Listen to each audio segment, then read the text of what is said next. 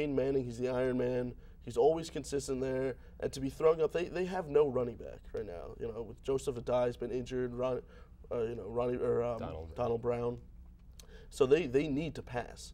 And you saw last week in his 2-minute drill at the end, they just consistently, you know, got to the line, 7-yard slant pass, went all the way down the field and almost scored and almost came back. And this season, by the end of the season, I really think that he can become the MVP candidate. Well, you know, Peyton's obviously always amazing, and you know, I feel like if his numbers don't jump out at you, you know, he doesn't deserve it. I mean, his numbers do jump out on you. He's second to Phillip Rivers. Right, he's second to Phillip Rivers, and you know, most categories. I know interceptions. He hasn't thrown as many. San Diego. I mean, you're not telling me that they have any, you know, running backs. Power running game. I mean, they drafted Matthews. They have much better. But he's not done much so far. I mean, Phillip Rivers has carried the whole load. They are still in the middle of the pack in rushing yards in the NFL, while the Colts are 25th in rushing yards. Their defense has not been great, and for them to be continuing to win with a defense who's ranked in the 25 plus, in the league. But the Colts are 5-3, but you know, normally they're never 5-3. They're better than that. And I know, you know, they lost to an up and coming Eagles team, but did you really think they were going to lose to the Eagles? I mean, they're still the Colts. They're still Peyton Manning. I know they have injuries, but they still have, you know, key players in there. I know their defense hasn't been great this season, but you know, the Eagles are just kind of forming together now, and I'm still surprised by that outcome and the fact that they are 5-3. Is Phillip Rivers' team isn't at the top of that division? Is that a concern? Do you think they will be by the end of the season? There's 2 teams ahead of them right now. Like, is that something? I mean, I mean, well, in terms of this question, we're at least only talking about the first half of the season. But he's a third place quarterback right now, isn't he? Though, like. Yeah, but I think Oakland and Kansas City have been very surprising, and you know, while Oakland is on the rise, that has a lot more to do with McFadden than Campbell. And you know, Kansas City's coming down now, and the gap has lessened in between them because of Phillip Rivers, because of what he's done for the Chargers. You know, I think they're not a good team. I'm not sure where they'll be at the end of the season, but for now, I think he's the MVP. I'll buy that argument. I also think that you nailed yourself there with saying he's second to Phillip Rivers. Well, I mean that gets you to. Yeah, but it's not as big a differential as you think. You also had a couple almost there. I mean, Peyton Manning is expected to do certain things. I think he's, unfortunately for him, held to a higher standard at this point. Like you said, it's got to be something special from him. We haven't seen something special yet. I mean, it still could happen. It's only halfway through the season, but halfway through, the more impressive numbers have been with Phillip Rivers. And if Phillip Rivers was not healthy or something like that right now, San Diego would just be totally in trouble because it's not that talented of a team. That knots us up at 2 apiece, heading into the final segment, baseball. It's baseball off season, but there's a few topics worth talking about. Cliff Lee, the best pitcher on the free agent market. Where will Cliff Lee be playing next season, Andrew? I actually think he'll stay with the Rangers. They have the money to sign him, just like the Yankees. He actually said that he would agree to play with the Rangers. He'd love to stay there. I know he's kind of lip service with the team he just won the World Series with. But coming back next season, they will have a competitive team, and we'll be able to make that push. And it's strange, he didn't pitch that well in that stadium, though. He's had problems. Yeah, but if he's already gelled with the guys and have that chemistry, one thing I think about Cliff Lee is he's tired of moving. He honestly, in the last few years, is tired of moving. He was very upset about how Philadelphia treated him and that they traded him away to Seattle. And I believe that with a team he's already with, he's gotten established with, I think they can re-sign him. I think he's going to be much more likely to be happy at Rangers. Excuse me. You know what? Cliff Lee has only been in Texas for 4 months now, so I really don't think it would be the biggest deal if he moved to another team and got. But isn't that his point though, that it's only been 4 months? He wants to settle a little bit. But like you said, he did not pitch that well in Texas, and for all the comments he made about how the Yankee fan treated his wife and all that. The fact is, it's still New York, and he might be tired of moving, but if he goes to New York, he knows he's going to be assuming he continues to pitch the way he does, he's going to be settled there for a number of years. Look, Andy Pettitte is aging. There's uncertainty there. Who knows what's going to happen with A.J. Burnett? He did not pitch very well, and obviously the Yankees have the money, or they're willing to spend whatever it takes to get him. I know Cashman already flew to Arkansas to meet him.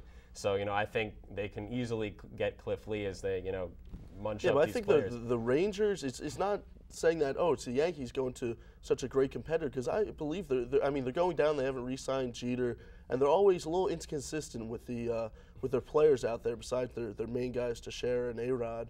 And the Yankees are aging. Most of their key players of the last decade are aging. The Rangers are just as competitive, and I think next year will be more competitive, have a better chance than the Yankees if we stay there. Okay. In the last 2 seasons, the World Series hero, that would be Hideki Matsui 2 years ago for the Yankees, and this past season Edgar Renteria for the Giants, have not been picked up following their World Series heroics.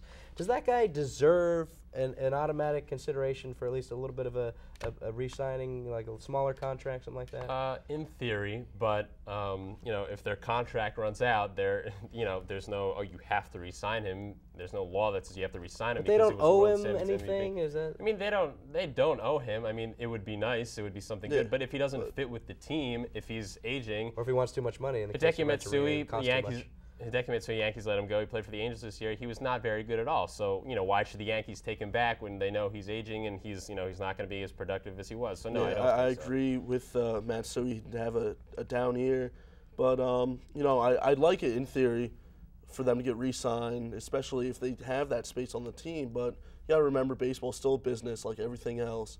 You're not looking, even though what they did may have been significant this season, you got to look ahead to the future. And if they're not going to put up the numbers in the regular season to get them back where they were in the World Series or postseason, then you can't do it. Okay, despite that this World Series was in 2 of America's larger media markets, the Dallas Metroplex and the San Francisco Bay Area, it was still the 2nd worst rated TV World Series ever.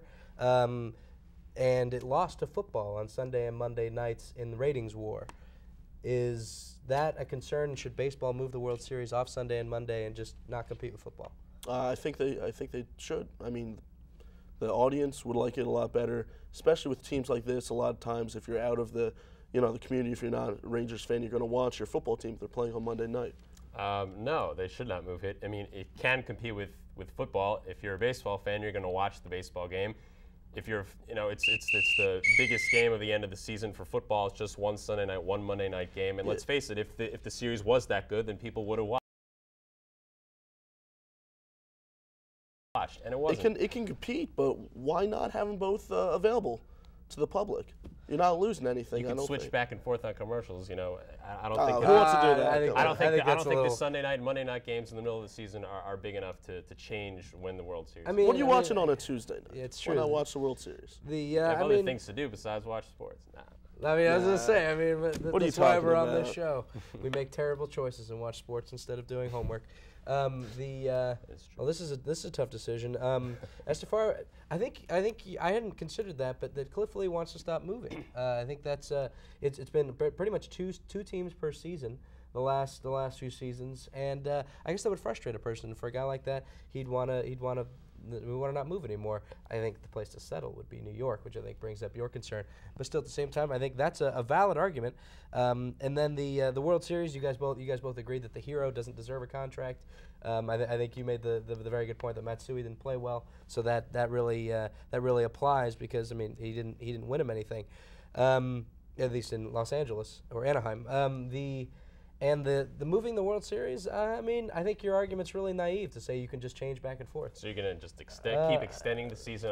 Meaningless football game. It doesn't extend the season. You play Tuesday, Wednesday, off day Thursday, then Friday, then Saturday, then off day Sunday, Monday. It is extending the season. But only 5 it goes games back to the way it was the 2 seasons ago. It encourages that 3-person rotation. But I think it's naive to say just turn back and forth when it's a concern that the championships of one of America's biggest sports is a bad series. is losing to. But it had 2 interesting stories, and I think that means that segment has to go to Andrew, which gives him a 3-2 victory on Unstoppable this week. Andrew is unstoppable, and that gives him Chris Pine wins the victory. Chris Pine was able to beat the train. Unstoppable. I don't know if he was able to stop the train. The train's unstoppable. Have to go see the movie, I guess. It's true. You'll have to find out. Free promotion for you. And then on to rapid fire to wrap up this week's edition of Unstoppable. The Jazz and Warriors switched up their looks this season, kind of like the Sixers last year. Got new logos, new jerseys. Do we like it? The thing about their logos is that they're retro. Everyone's going back, and I was kind of